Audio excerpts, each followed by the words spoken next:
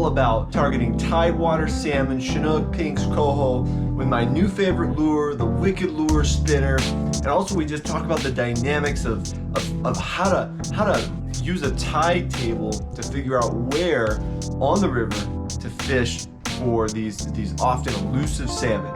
Nice first Chinook of the day on the Wicked Lure. Let's go. Just below it. Probably a big feeder. Big feeder.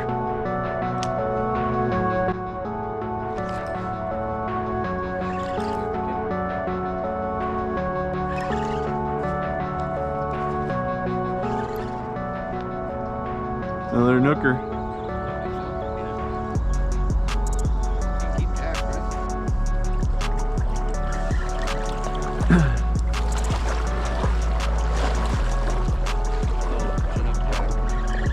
Probably a pink then if it looked like that. Let's see, what are you? Pink, pink. Got the dumpy special.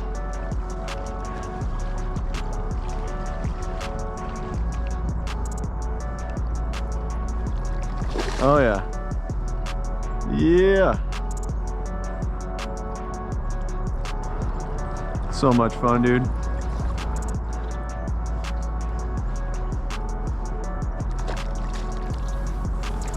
Oh, he's pulling line. He's pulling line.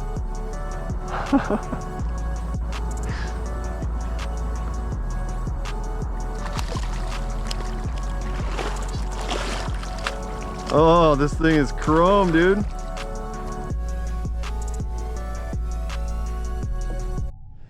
right, so let's check out what's going on with this Wicked Lure when you kind of take a closer look at it here. So you have this big plastic clevis, this black thing here on the leader. You've got a blade. I love this chartreuse blade. Such a great color for fishing a lot of different species down in tidewater. The bead, we've got the hoochie, we've got more beads inside there, and this kind of like plastic bead body connected to this is, I believe this is a 2/0 hook. I prefer, you know, like a sickle style hook, but you know, this is all right. Although I might retie this with a little bit bigger, maybe a 3/0 sickle Gamakatsu hook. And this is all we've got. You know, these this particular spinner comes with 30 pound test, and I run that too. This is just a 3/8 bobber sinker. We were also running them with 1/2 ounce and 5/8. Just depends on what water you're fishing, and it's just connected to your main line here. So you're able to fish a spinner presentation without, you know, a lot of the skill and experience that's required to, you know, get it down into the strike zone. You know, that's one of the big challenges and skills of spinner fishing is get down to where the fish are and present it as slowly as possible with the blade just barely spinning, but fast enough where the blade is actually spinning. And you know, one of the things about these Wicked Lures is these blades, they spin so easily with just the slightest amount of tension on it. So and because, you know, they're unweighted, you can select whatever weight size you need. So I mean, you know, obviously there's exceptions, but a lot of times, you know, your casts are just straight across the drift, and you get down into the strike zone, and then sometimes you're not even reeling, you just keep a little tension on it, and that blade spins and you get whacked. I mean, I was so impressed with how well it outfished floating eggs, where you know there were Chinook present, but we were getting them on wickets much more easily than on floating eggs. It was really cool. Some of the random stuff. Oh shoot! It broke, dude. Dang, that sucks. Take the top part off, it'll fit. Oh, I know. This is my my IMX, man. That stinks. I've had this rod for years. I know what kind of rod you want to throw these spinners with. Part of it is you just think about the species of fish we're targeting. You know, I want something that can handle a Chinook, but it's still going to be fun with maybe a humpy or a coho that I hook too. So I'm not really not going super heavy, but I also, when fishing spinners, I tend to like a longer rod. That way you can mend your line, keep your line, you know, straight, so it's not, you're not the spinner's not being pulled faster through the drift by too much slack in the water. So I want a little bit longer rod. I want some backbone, but also some flexibility. I really want to feel that strike, even when sometimes it's a lighter take. You know, sometimes they don't just try to. Sometimes they're trying to rip it out of your arm, and sometimes it's just kind of a light take where it just stops, and you want to feel that, you know, with a more sensitive tip. So this is what I'm going with here. So this is my latest purchase here, the Okuma Guide Select Pro. These are the stats on this one. We've got it's a spinning rod, 992 ml, 999 on the length. It's moderate light power, moderate fast action, and 6 to 12 pound, 3/16, 1/2 ounce. So this G Loomis IMX I had for years, similar stats, similar kind of rod, and it broke on one of the casts. Unfortunately, I have super bummed by that. One of my favorite rods, but I've replaced it with this Okuma Guide Select Pro. Really excited to get this thing out there. I mean, it's like these 12-pound coho. Oh yeah. Oh, that's a nicer fish. Holy cow.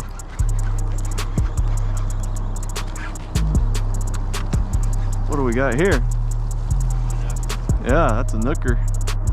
Oh. 12-pound coho, man. They just tip tap it, then you hook them. You're like, holy shit, Jeff. Oh, he just let it go right there.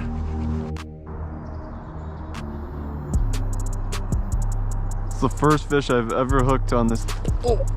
On this rod. Oh, that was a vicious take, dude. Holy cow.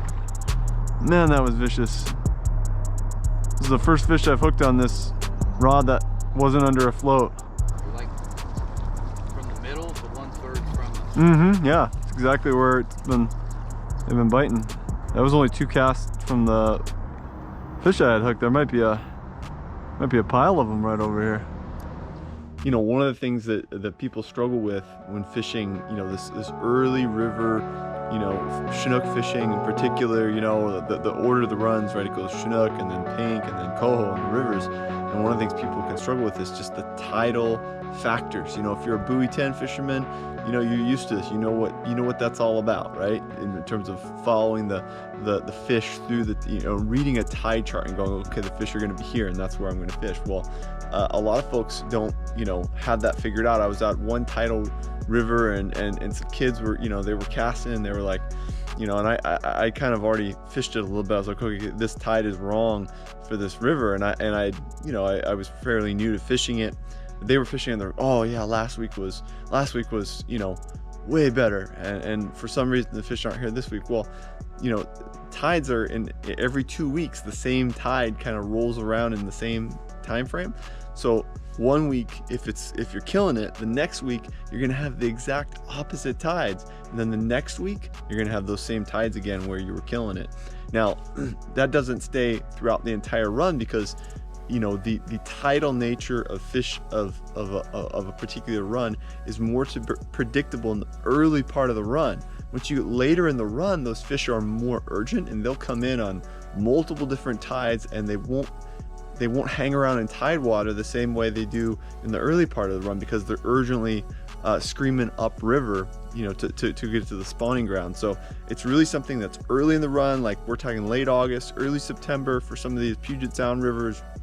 You know, in the coast, you're talking more mid-September, late September, those kind of time frames where the tides really determine where you're fishing. Yeah. He's like freaking munching on it. What is it? Fucking lumpy? Probably. I don't know. Small. Yeah, it's not very big, but I think it's a Chinook. Lumpy.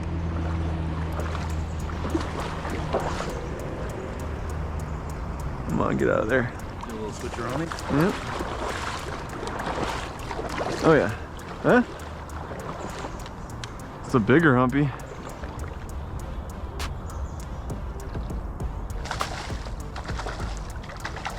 Oh yeah.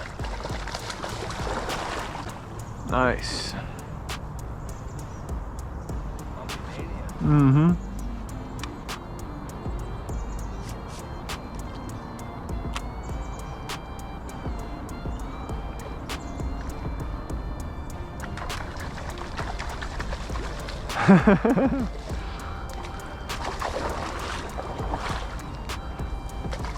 Get over here.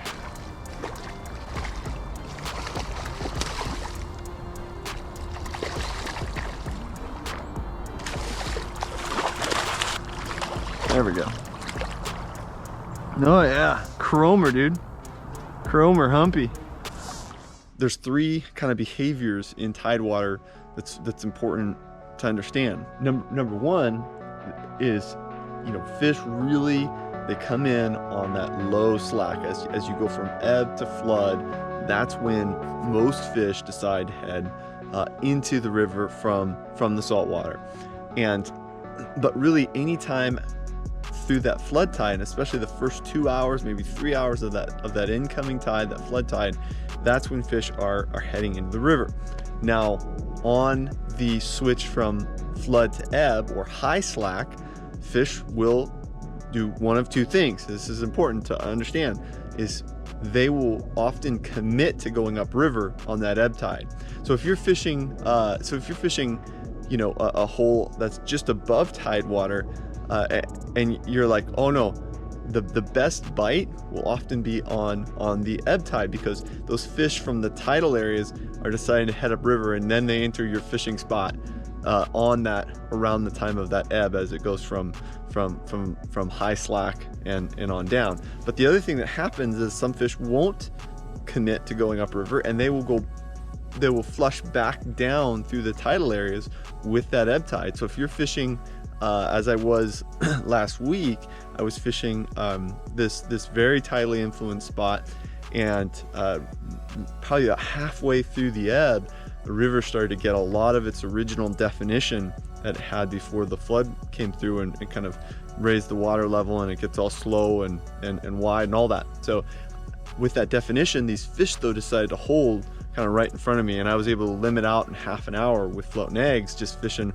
right where these fish were present and rolling, giving away their location. But also, they don't always do the same thing, you know, with every tide. You know, they're not always going to hold in that same spot. I went back to that area 2 days later. There had been some rain, probably some fish had flushed up and committed, and there were far fewer fish in that spot, even when on the same part of the tide, in terms of like halfway through the ebb, and with the river having a lot of definition, there were very few fish holding.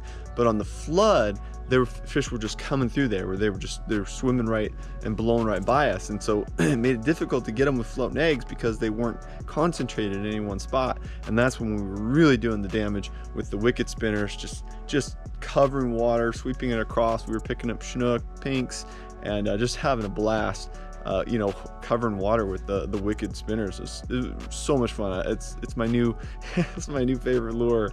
And there's so many things you can do with it. I'm gonna keep showing that to you all as I continue to fish them throughout this late summer, fall season.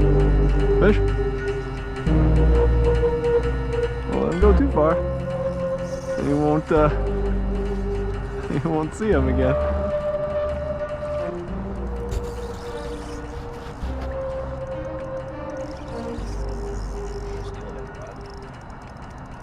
Probably mid-teens the way it's fighting. It's definitely a nicer fish than you're using the wicked? Yeah, this is wicked.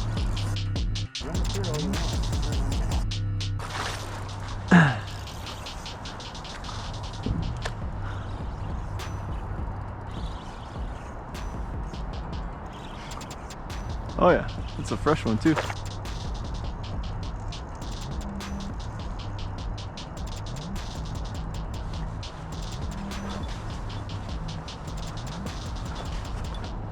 You got it. Oh no! Oh, there he is right there. You serious? You spit it right there? Right Oh, there. that sucks. That was a nice battle though. If you enjoyed this video, hit that like button, subscribe to the channel. Lots more fishing adventures coming your way. We'll get to the coast and some other stuff that we'll hopefully have some good footage to share and some lessons learned along the way.